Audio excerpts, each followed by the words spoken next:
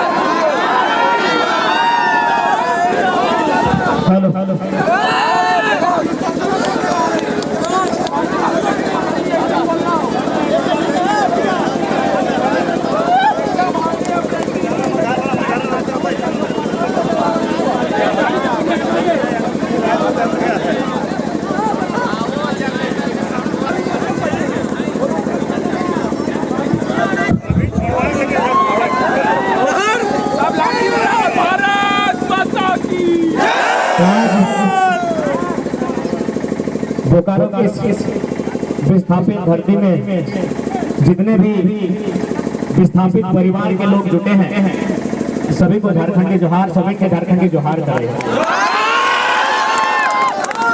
झारखंड की गलियों से एक आवाज आया है, झारखंड की गलियों से एक आवाज आया है, उठो नौजवानों फिर से इंकलाब आया है।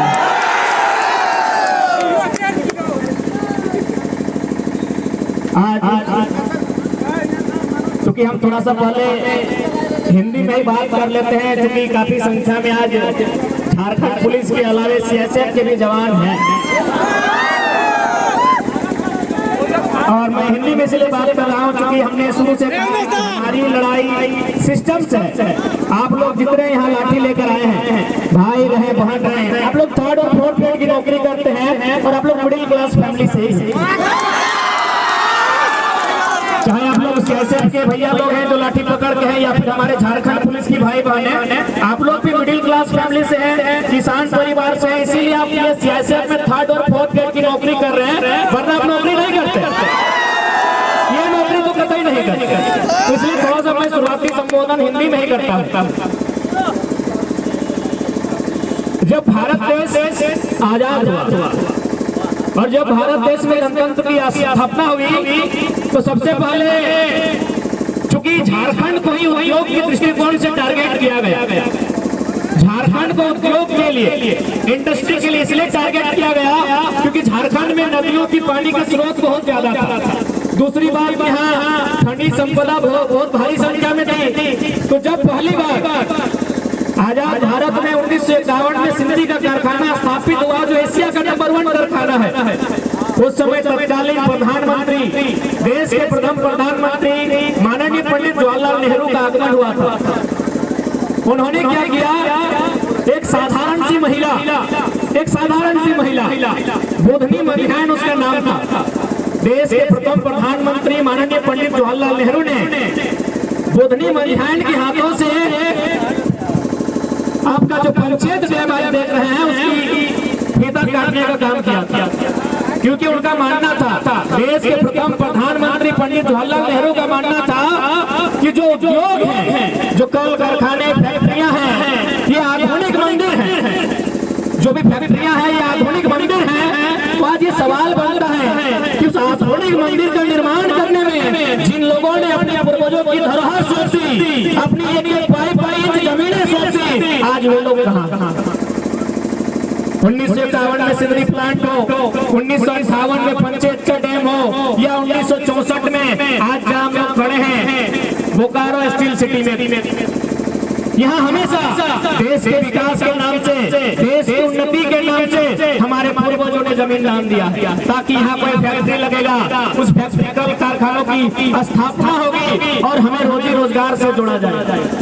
इस उम्मीद के साथ हमारे पूर्वजों ने, जो कि हमारी धरोहर, हमारी जीविका उपार्जन का एकमात्र साधन था खेती, उन खेतों को नष्ट करते हुए इन कंपनियों को, सरकारों को अपनी जमीनों को दान देने का काम किया।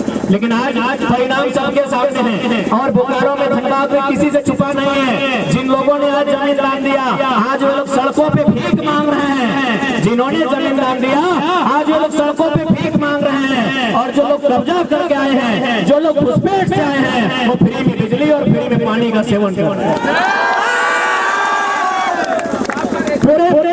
पूरे ब्रह्मांड में झारखंड और बोकारो की बात मत कीजिए, पूरे ब्रह्मांड का इतिहास निकालिए कि जिस प्रकार का अन्याय, जिस प्रकार की बेईमानी झारखंड के लोगों के साथ किया गया है, वो पूरे ब्रह्मांड में किसी के साथ नहीं किया गया। ऐसा नहीं है कि जर्मनी में जमीन अधिग्रहण नहीं हुआ है, ऐसा नहीं है कि फ्रांस में जमीन अधिग्रहण नहीं हुआ है, ऐसा नहीं है कि चाइना में जमीन अधिग्रहण नहीं हुआ है, लेकिन जहां जहां जमीन अधिग्रहण हुआ है, जिनकी जमीनें ली गई है, नौकरियां उनको बांटी गई। लेकिन हमारा झारखंड एकमात्र अपवाद है जहां जमीनें छीन कर लिया जाता है। उसका उदाहरण है आपके हाथों में लाठी है, डंडे बता रहे हैं।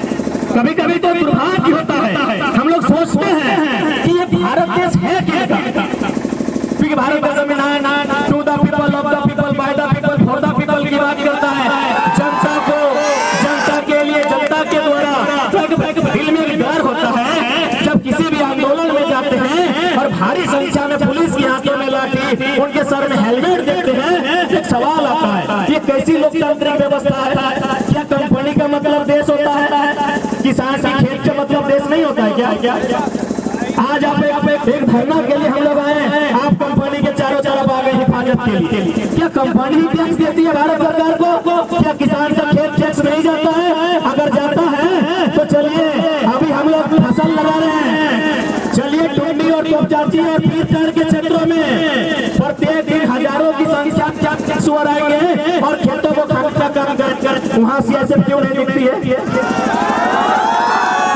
आप भी सोचिए कि क्या देशभक्ति की आड़ में, या देश के नाम में, या राष्ट्र के नाम में केवल किसान और मजदूरों पर लाठियां बरसाई जा रही है? मेरे सियासत के जितने भी भाई हैं, इसको बैठ के सोचिए। क्या आपने कभी देखा है? चलिए देखेंगे कितने हाथी हमारे खेतों पर आएंगे, हमारे लोग कुचल के मार देंगे, कोई फर्क नहीं। चलिए अभी जंगली सुअर आएंगे हमारे खेतों में, हमारी हजारों हजार फसलों को नष्ट कर देंगे, हजारों हजार एकड़ में। क्या कोई पुलिस वहां जाएगी सुरक्षा के लिए? लेकिन हम एक धरना देते हैं किसी कंपनी में, हजारों की संख्या में पुलिस प्रशासन तैनात किया जाता है। तो सवाल करना पड़ता है कि लोकतांत्रिक देश में केवल कंपनी भारत सरकार को टैक्स देती है या किसान के खेतों से भी टैक्स जाता है? एक सवाल ये भी आता है मन में कि जिस प्रकार ईस्ट इंडिया कंपनी का शासन था, ईस्ट इंडिया कंपनी यानी दुनिया में कब्जा करना, जिस प्रकार ईस्ट इंडिया कंपनी का शासन था, क्या ये कंपनियों का शासन उसी प्रकार का है? केवल रूप बदला है मेरे साथियों, मेरे भाइयों, मेरे नौजवानों, केवल रूपांतर हुआ है। ईस्ट इंडिया कंपनी से बोकारो स्टील लिमिटेड बना है, वेदांता बना है, टाटा बना है। लूटने का तरीका उससे भी क्रूर है, लूटने का तरीका उससे भी क्रूर है। और चूंकि भारी संख्या में यहाँ सियासत के मेरे भाईगण हैं, मैं बार बार कह रहा हूँ, हमारी लड़ाई आपसे न कभी थी, न है, न रहेगी। आप समझना होगा, क्योंकि मेरा मानना है जो झारखंड पुलिस मोटा मोटी झारखंड के ही है, सीआईएसएफ अन्य प्रदेशों से भी आप है और सीआरपीएफ, थोड़ा समझिएगा, साउंड को ठीक कीजिएगा। सीआरपीएफ और सीआईएसएफ, इसमें जो पुलिस के जवान होते हैं वो कोई राजस्थान से हो सकता है, कोई गुजरात से हो सकता है, कोई मध्य प्रदेश से हो सकता है, कोई तमिलनाडु से हो सकता है। एक बार मन में सवाल आया है कि भाई तमिलनाडु के लोग सीआरपीएफ और सीआईएसएफ बन के झारखंड में क्यों आए हैं, या झारखंड वाले छत्तीसगढ़ बक्सर क्यों गए हैं, बस्तर क्यों गए हैं? सीधा सा बात है मेरे भाइयों, क्योंकि आप हमारी भाषा को नहीं समझेंगे। जब आप हमारी भाषा को नहीं समझेंगे तो आप हमारी भावना को नहीं समझेंगे, और जब आप हमारी भाषा और भावना को नहीं समझेंगे, जब आप हमारी भाषा और भावनाओं को नहीं समझेंगे तो आपको लाठीचार्ज करने में सुविधा होगा। इसका कोई दूसरा लॉजिक नहीं है। आप पढ़े लिखे हैं, बेशक आप सरकार की नौकरी करते हैं, लेकिन दिमाग आपका है, बैठ के सोच लीजिए कि भाई झारखंड का आदमी छत्तीसगढ़ में क्यों सीआरपीएफ बन के गया है? क्योंकि छत्तीसगढ़ के पहाड़ों में सोना है, कहीं खनिज है, और उस पर नजर किसकी है? वेदांता की है, बिरला की है, टाटा की है, मोदी के लाडले बेटे अडानी की है। आप वहां तो डायरेक्ट हो जाएंगे नहीं, अब वो तो कंपनी वहां डायरेक्ट जाएगी नहीं, जाएगी कौन? तो भाई गांव वाले तो रोकेंगे, क्योंकि जमीन उनकी है, पहाड़ उनका है, तब उन्हें नक्सली का नाम दिया जाएगा और सीआरपीएफ के रूप में एक फोर्स भेजा जाएगा। अब बताइए सीआरपीएफ में ड्यूटी करने वाले कौन है? अगर एक भी किसी ऊंची सोसाइटी मतलब संपन्न लोग यदि सीआरपीएफ सीआईएसएफ में थर्ड और फोर्थ ग्रेड की नौकरी करने वाले अगर एक भी किसी इंडस्ट्रियल के बेटे हैं, आप यहाँ खड़ा है, बताइए कितने से?